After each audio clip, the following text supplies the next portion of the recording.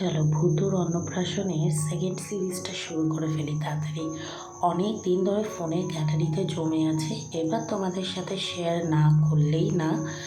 So এই যে ভূতুর মামি যাচ্ছে ওই শ্রী বানাবার যে জিনিসপত্র দিতে হয়, তো সেগুলো দিতে। তো দিনটা খুবই আনন্দের ছিল। তারপরে আমি আর ভূতুর বাবা তাড়াতাড়ি করে মন্দিরে গেলাম ঠাকুরমশাইয়ের সাথে কথা বলতে, কখন আসবেন কী বৃত্তান্ত। সেসব করে কিছু খেলনা কিনে আমরা চলে গেলাম মিষ্টির দোকানে। সেখানে কিছু গরম গরম রসগোল্লাও খেয়ে নিলাম, যেটা খুব ফেভারিট। তারপরে মাঝরাতে দরজা খুলিয়ে সবজি কিনলাম। কিনে এখানে দেখো ভূতুর মাসি মাঝ রাস্তাতে ভূতুর জন্য জামা দিতে এসছে, যেটা পরের দিন পরবে। পরের দিন অবশ্য ভাইফোঁটা ছিল, তো কত কাজের মধ্যেও ভাইফোঁটার রিচুয়ালসগুলোকে কমপ্লিট করা হলো।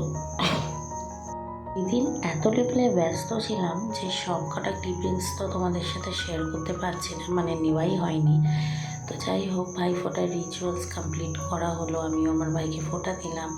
তারপরে চলে গেছিলাম আমরা আমাদের কাজের উদ্দেশ্যে, মানে যেই কাজটা সারাদিন ধরে করেছিলাম। সেদিনকে আমাদের একটা অর্ডার ছিল খাওয়ার।